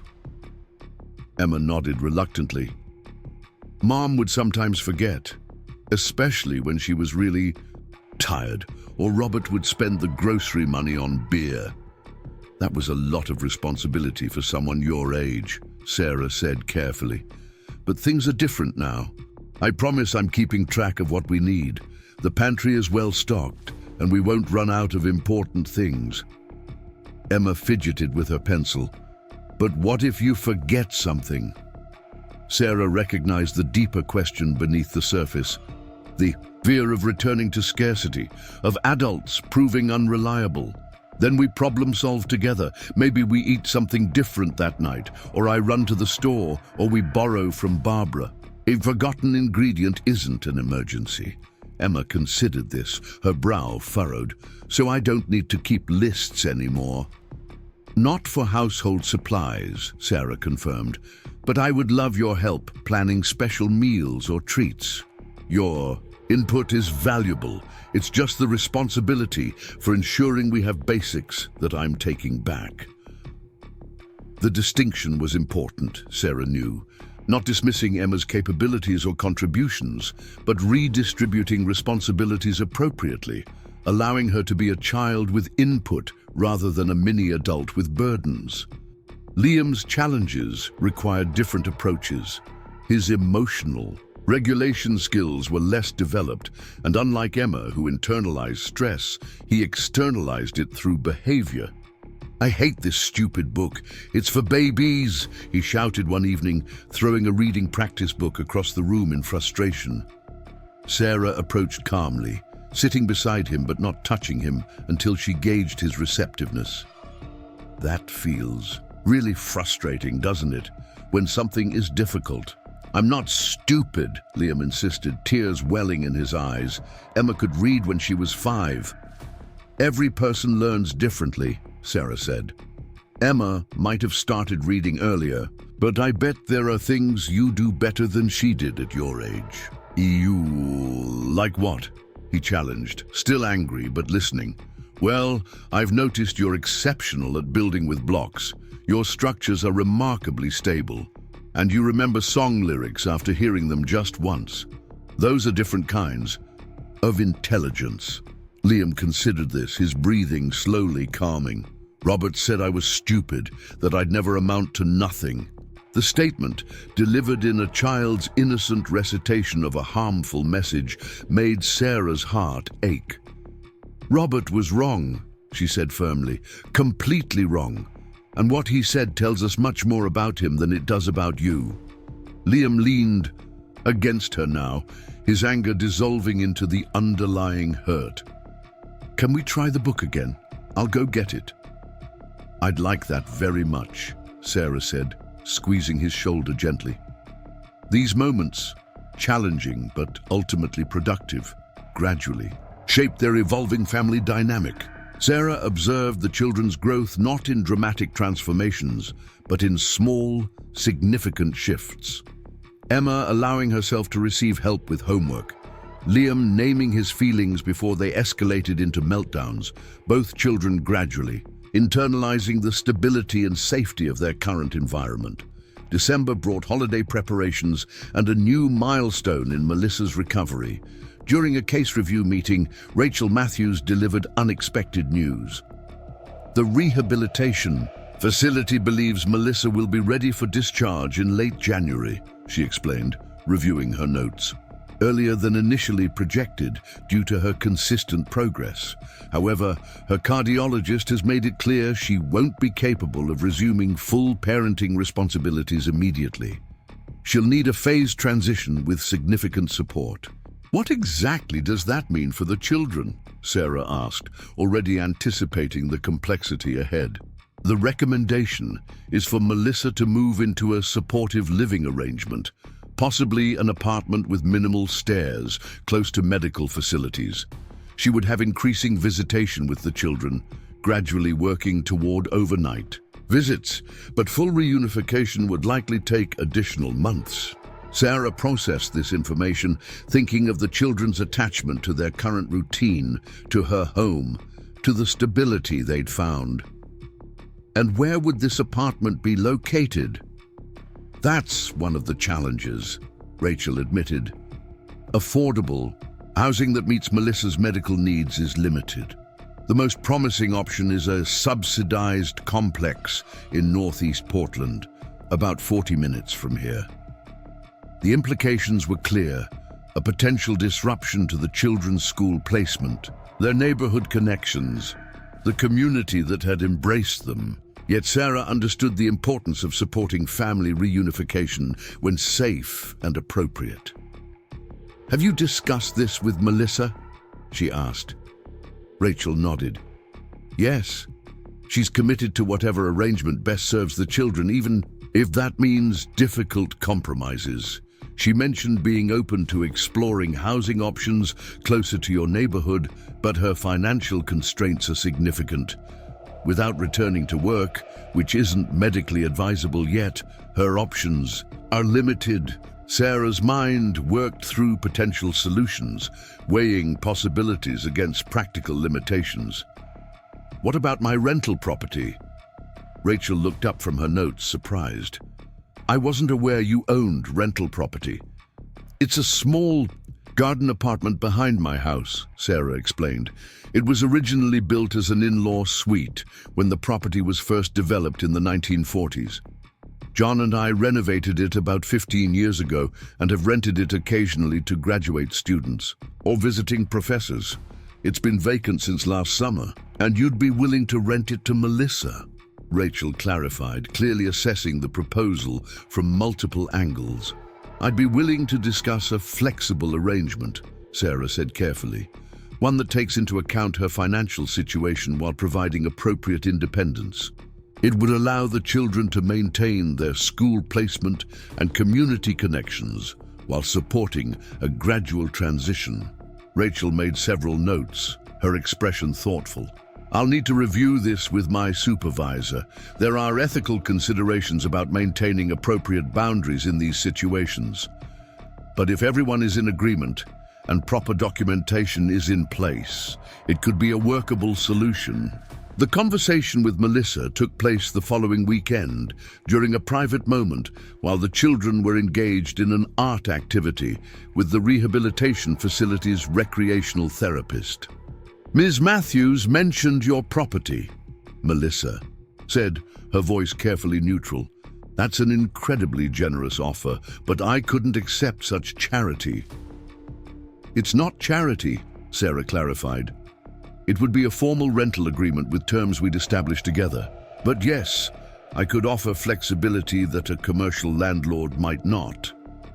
Melissa studied her hands, twisting a tissue between her fingers. "Why would you do this? You've already done so much, taking in my children, dealing with their trauma, maintaining their connection with me. Most people in your position would be counting the days until their responsibility ended." Sarah considered her response carefully. "When John and I fostered, we always viewed ourselves as extensions of the children's families, not replacements. The goal was supporting eventual reunification whenever possible, not creating dependency. This situation feels similar to me, but the boundaries..." Melissa hesitated. "Wouldn't it be uncomfortable, having me so close while you're still caring for Emma and Liam?" "I imagine there would be challenging moments," Sarah acknowledged honestly. Times when we might disagree about parenting approaches or house rules, but I also believe we both prioritize the children's well-being above our own comfort. Melissa was quiet for a long moment, considering.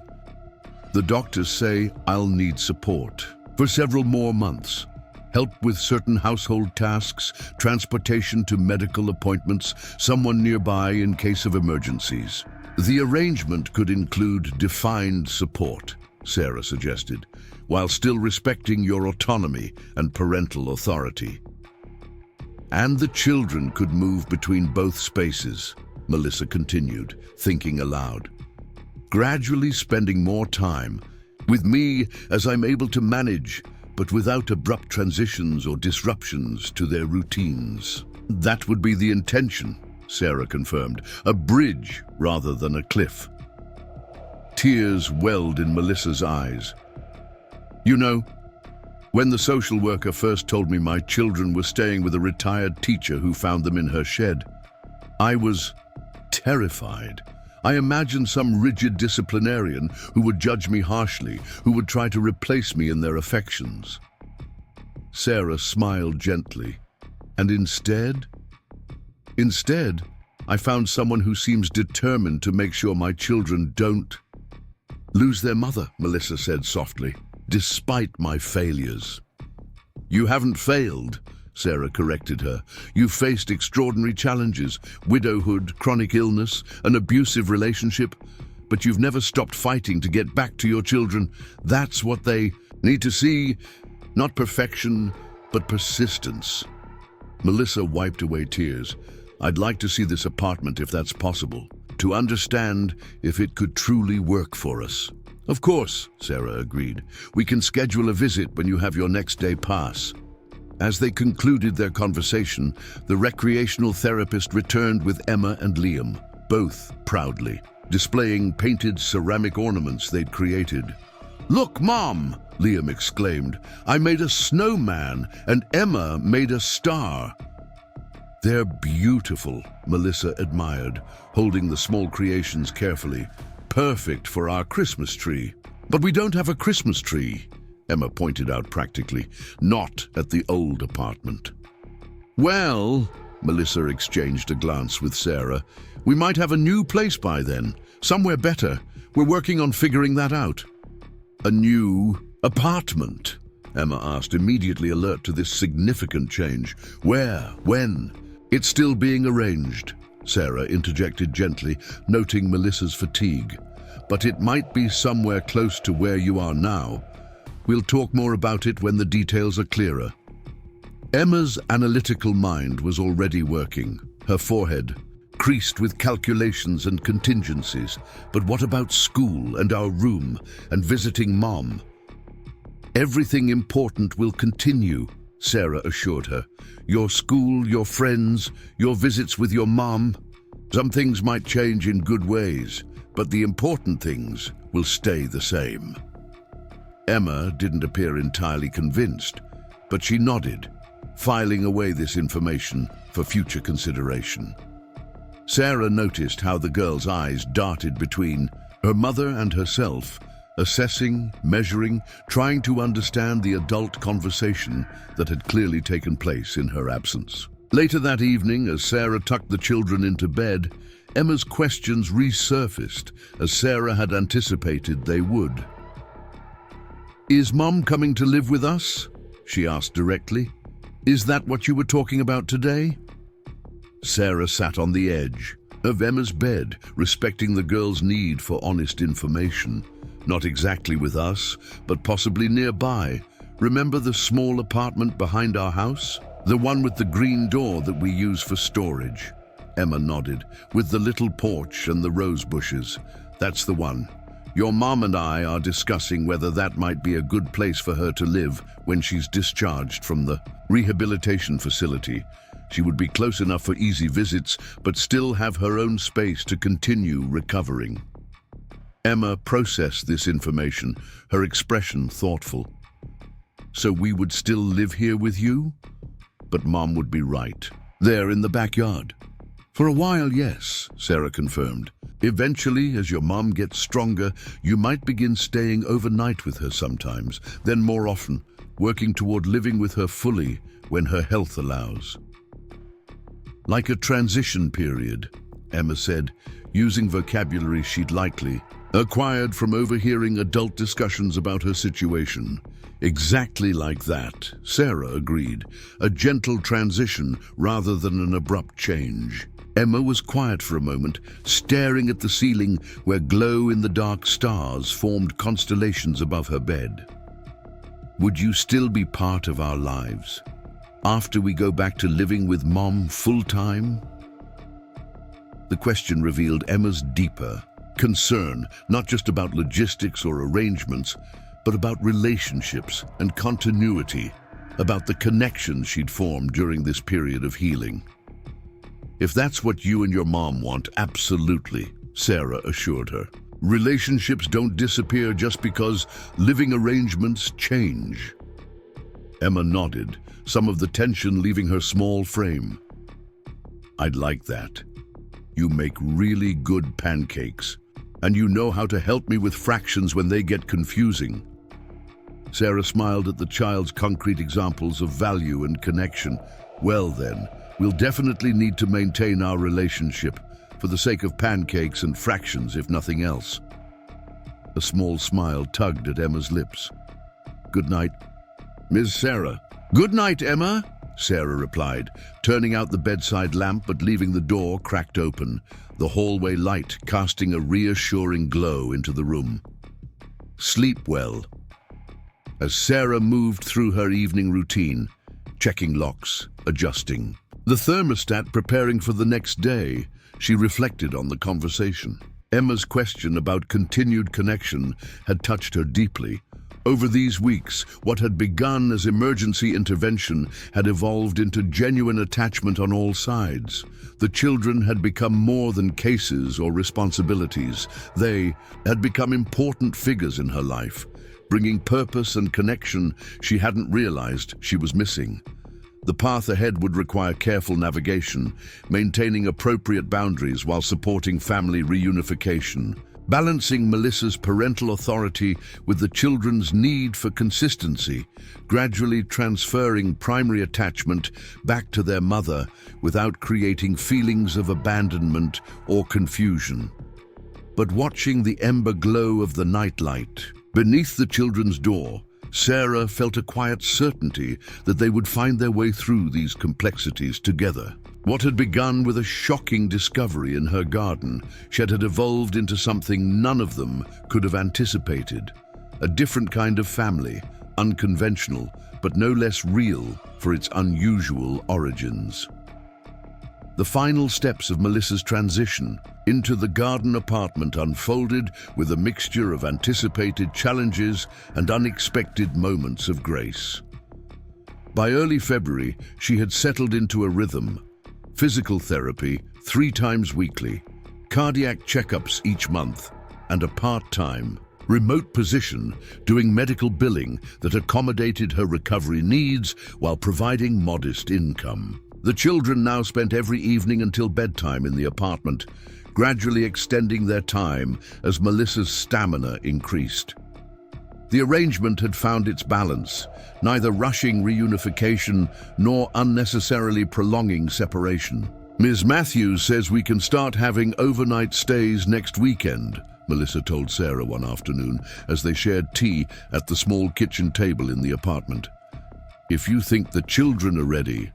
Sarah considered the question thoughtfully. Over the past weeks, she had observed Emma and Liam closely, tracking their emotional responses to increased time with their mother, watching for signs of confusion or distress about their evolving living situation. I think they're prepared for that step, she confirmed. Emma's been organizing their belongings in anticipation, and Liam asked yesterday if he could bring his dinosaur nightlight to Mom's house soon. Relief softened Melissa's features. Though she had made remarkable physical progress, uncertainty about her parenting capacity remained a persistent shadow. Sometimes I worry they've become more attached to you than to me, she confessed, turning her teacup in a slow circle. You've given them so much stability, so much attention. Emma talks about your science experiments together, how you helped with her school project. Liam shows me drawings of the garden you're planning for spring. Children have remarkable capacity for multiple attachments, Sarah said gently. Their connection to me doesn't diminish their bond with you. If anything, it demonstrates their ability to trust again, which ultimately strengthens your relationship too. Melissa nodded, absorbing this perspective. The family therapist said something similar, that healing doesn't mean erasing the past. Few months, but integrating them into a new normal. A wise approach, Sarah agreed. The children aren't choosing between us. They're learning that love and support can come from an expanded circle, which makes their world more secure, not more confusing. This conversation, open, thoughtful, without defensiveness on either side, reflected the careful partnership that had developed between the two women. Different in age, background, and life experience, they had nevertheless found common ground in their commitment to Emma and Liam's well-being.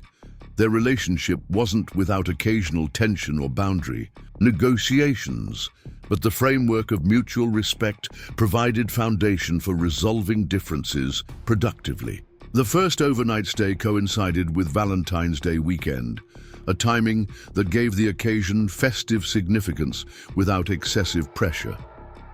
Emma approached it with characteristic planning, creating detailed lists and packing her backpack, with essentials days in advance. Liam's excitement manifested in endless questions about sleeping arrangements and breakfast possibilities, his natural enthusiasm tempered by occasional moments of clinging to Sarah during their bedtime routine. In the days preceding the visit, "You'll still be right here if we need you," he confirmed on Thursday night as Sarah tucked him into bed. "Even when we're sleeping at Mom's?" "I'll be right across the yard," Sarah assured him, smoothing his cowlick with gentle fingers. "You can see my kitchen light from your mother's living room window." Liam nodded, processing this concrete detail with evident relief. "And we'll still have pancakes sometimes, even after we live with Mom all the time?" "Absolutely," Sarah promised. "Sunday pancakes can be our special tradition no matter where you're sleeping." The confirmation settled something in his expression. At 5, his understanding of the complex situation was naturally simplified, but his emotional awareness remained acute. He recognized the significance of these transitions, even without adult vocabulary to name them. When Friday evening arrived, Sarah helped the children gather their overnight bags and escorted them to the apartment, where Melissa had prepared a special dinner and arranged small Valentine's gifts on their beds. Heart-shaped pillows she'd made during occupational therapy, each embroidered with their initials. "You're welcome to join us," Melissa offered as the children explored these treasures. "We have plenty of spaghetti." Sarah recognized the genuineness of the invitation, but also the importance of this milestone.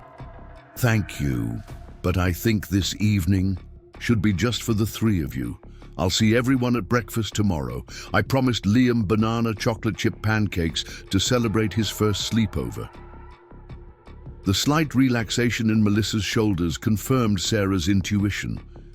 Her absence would allow this first overnight to truly center on the reforming family unit, without divided attention or complex dynamics. As she returned to her house, Sarah experienced a bittersweet mixture of emotions: satisfaction at this evidence of healing and progress, a twinge of the empty nest feeling she remembered from her fostering days when children returned to birth, families, and genuine happiness for the Hayes family's reunification journey.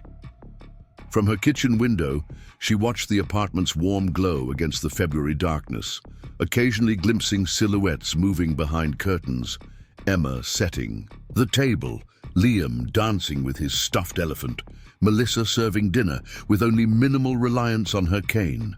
An ordinary family evening, extraordinary only in the journey required to reach this moment of normalcy. Sarah purposely busied herself with her own routines, calling her sister in Arizona, catching up on correspondence, tackling the historical novel her book club had selected. Around 9 o'clock, her phone chimed with a text message from Melissa. Both asleep. Liam in my bed. Emma on pull-out sofa. All good. Thank you for everything. Indeed, the simple update carried layers of meaning. Melissa's awareness of Sarah's natural concern, her acknowledgement of their shared investment in the children's well-being, the quiet achievement of this unremarkable evening that represented months of healing and preparation. Sarah replied with equal simplicity, "Wonderful. Sleep well. See you all in the morning." The night passed without incident, and morning brought the promised pancake celebration. Both children appeared at Sarah's back door at 7:30, still in pajamas beneath their winter coats, cheeks flushed with cold and excitement. "We slept at Mom's," Liam announced, bouncing on his toes. "I only woke up once, and Mom was right there." "That's wonderful," Sarah said, ushering them into the warm kitchen where batter was already prepared. "Did you sleep well too, Emma?" Emma nodded, her expression thoughtful rather than exuberant. "Mom's apartment is really quiet at night, different than here." Sarah recognized the observation as Emma's way of processing change, noting details, comparing experiences, creating mental maps of her evolving world. "Different sounds can take some getting used to," she acknowledged. "Is your mother joining us for pancakes?" "She's getting dressed," Emma explained. "She said to tell you she'll be over in about 15 minutes. She moves a little slower in the mornings." The update was delivered matter-of-factly, without anxiety, evidence of Emma's growing acceptance of her mother's limitations as manageable rather than alarming.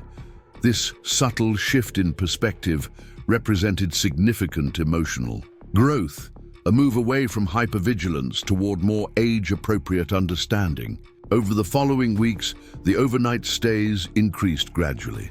First one night weekly, then two, then three, creating a gentle transition that allowed everyone to adjust to the changing arrangement.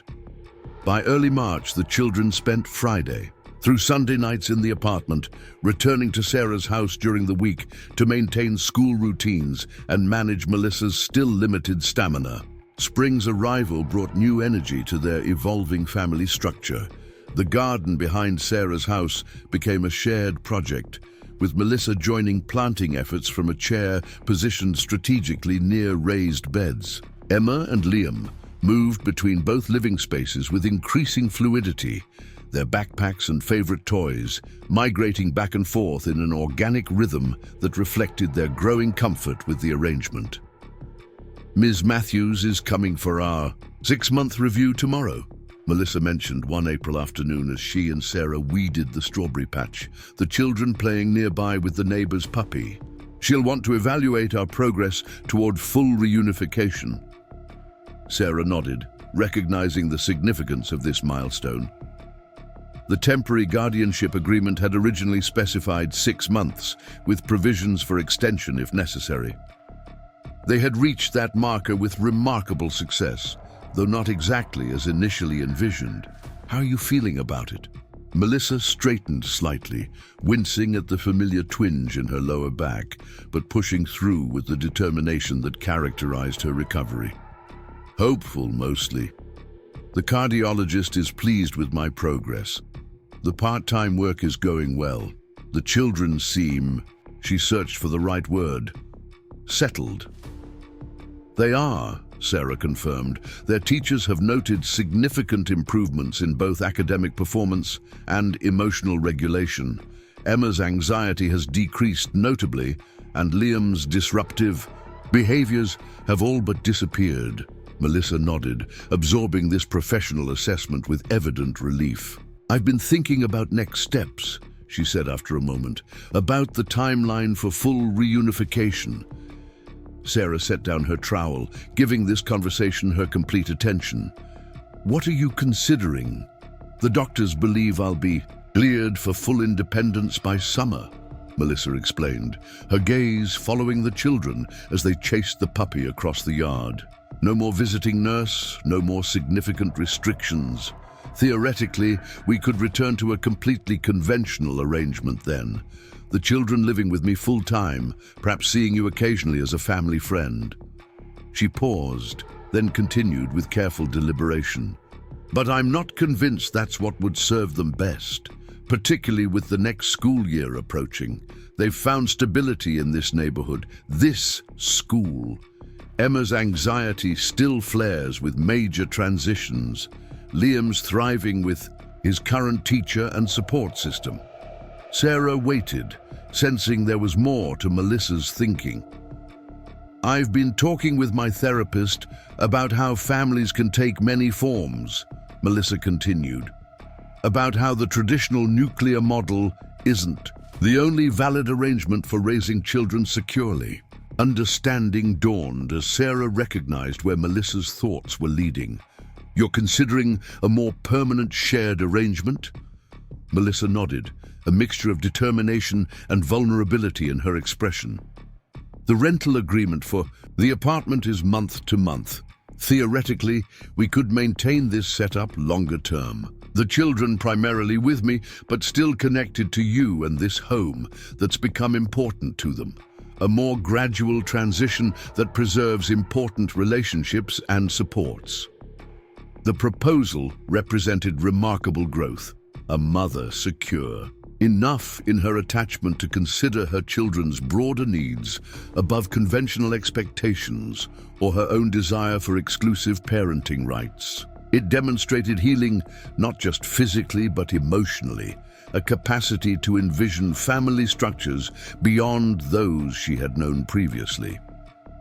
I would be open to discussing that possibility, Sarah said carefully, though we should consider all perspectives, including what Rachel and the family therapist recommend. Of course, Melissa agreed quickly. I'm not suggesting anything that experts would advise against. She hesitated, then finished with simple honesty. I just want them to have every possible support, not just what I alone can provide. Before Sarah could respond, Emma appeared beside them, slightly breathless from playing. Mom, can we plant the sunflower seeds today? You promised we could when it got warm enough. Yes, we can, Melissa confirmed, transitioning smoothly from the adult conversation. Why don't you go get the seed packets from the kitchen drawer and ask Liam to find the child-sized trowels in Sarah's garden shed? As Emma hurried toward the apartment, Melissa turned back to Sarah with a small smile. It's still strange to think that Sheed is where this whole journey began, that my children were hiding there, terrified and alone, less than 6 months ago. Sarah nodded, the memory still vivid despite all that had transpired since. From crisis to healing, it's remarkable what children can overcome with proper support. What we all can overcome, Melissa amended quietly, with the right help at the right time. The 6-month review with Rachel Matthews went smoothly, the social worker noting the unusual but effective arrangement with professional approval. The children's progress is exceptional, she confirmed, reviewing her assessment notes as they sat in Sarah's living room. Both teachers report significant improvements academically and socially. The family therapy reports indicate healthy attachment patterns developing with appropriate boundaries. She turned to Melissa with genuine warmth. Your recovery has exceeded expectations as well. Consistent engagement with treatment, realistic assessment of limitations, appropriate acceptance of support. These are all excellent indicators for long-term success. Melissa received this validation with quiet dignity, her posture straighter than when they'd first met in the hospital 6 months earlier, her eyes clear with purpose, rather than clouded by shame or defensiveness. Thank you. I couldn't have done it without Sarah's support. Which brings us to the question of next steps, Rachel continued. Typically at this juncture, we would be discussing termination of temporary guardianship and full reunification implementation. However, I understand you've been considering a modified approach? Melissa outlined the proposal they had discussed.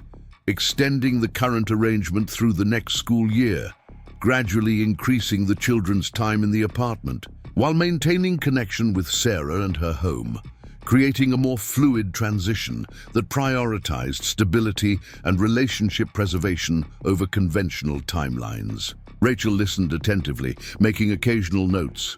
"This approach has merit," she acknowledged when Melissa finished, particularly given the children's history of instability and Emma's documented sensitivity to transitions. "My only concern would be ensuring clear boundaries and expectations for everyone involved." "We would establish a formal agreement," Sarah assured her. "Specific schedules, decision-making protocols, regular check-ins to address any issues that arise. And we'd continue family therapy," Melissa added, "to help the children process any confusion or questions about the arrangement." Rachel nodded approvingly. "With those safeguards in place, I believe this could serve the children well. I'll need to document the rationale thoroughly, but I'm prepared to recommend approval of this modified reunification plan." The remainder of the meeting addressed practical details: updated legal documentation, scheduling of follow-up assessments, coordination with the children's school, and healthcare providers. Throughout, Rachel's approach remained supportive rather than suspicious, recognizing the genuine progress and thoughtful planning evident in their unusual family structure. As Rachel prepared to leave, she paused to speak privately with Sarah near the front door. "When I assigned this case to you 6 months ago," she said quietly, "I had serious reservations. A retired teacher with no recent fostering experience, taking in 2 traumatized children found in her garden shed. It sounded like a recipe for complications." Sarah smiled slightly. "It certainly wasn't the retirement activity I had planned. And yet," Rachel continued, "it may be one of the most successful emergency placements I've overseen, not just because the children have stabilized or because their mother has recovered, but because you've all created something sustainable, something that truly puts these children's needs at the center." The validation from this seasoned professional carried particular weight. "We're still finding our way," Sarah acknowledged. "There will be challenges ahead." "Undoubtedly," Rachel agreed. "But you've built a foundation strong enough to weather them." She glanced toward the living room, where Melissa was reviewing Emma's homework, Liam playing contentedly at their feet. "Some would call this an unconventional family arrangement. I prefer to see it as adaptively resilient." That evening, after the children had returned to the apartment with Melissa for their weekend stay, Sarah sat on her back porch, watching the last light fade from the April sky. The garden beds they'd prepared together stretched before her, some already showing the first green shoots of early plantings. From the apartment windows, warm light spilled onto the emerging daffodils, and she could hear the distant sound of Liam's laughter as his bedtime routine unfolded. Sarah reflected on the unexpected journey of the past 6 months, from the shocking discovery of 2 frightened children in her garden shed to this carefully constructed extended family. None of it had been planned. All of it had required adjustments to her vision of retirement, her daily routines, her very understanding of her role in the world at this stage of life. Yet sitting there in the gathering dusk, watching the lights of both homes illuminate the shared garden between them, Sarah felt a profound sense of rightness. This arrangement, unconventional, evolving, requiring ongoing negotiation and boundary setting, had created space for healing that might not have been possible through more traditional approaches. The children now moved between both spaces, with increasing confidence, secure in the knowledge that adults in their world could collaborate rather than compete, that love expanded rather than divided when shared across households. Melissa continued gaining strength and independence while accepting support without shame. And Sarah had discovered new purpose in this third act of life, finding fresh application for her decades of experience with children and families. As Darkness settled fully over the garden. Sarah noticed Emma's silhouette appear in the apartment window. The girl raised her hand in a small wave, having spotted Sarah on the porch. Sarah returned the gesture, this simple acknowledgement across the short distance, representing all they had built together. Trust carefully earned, boundaries respectfully maintained, connections deliberately preserved. Emma disappeared from view, lightly called to her own bedtime routine, but the moment lingered in Sarah's mind. This child who had once hidden in her garden, shed out of desperate necessity, now moved freely between spaces, secure in the knowledge that she belonged in, both that her world had expanded rather than contracted through crisis. Tomorrow would bring its own challenges, homework to supervise, therapy appointments to coordinate, the endless practical details of raising children across connected households.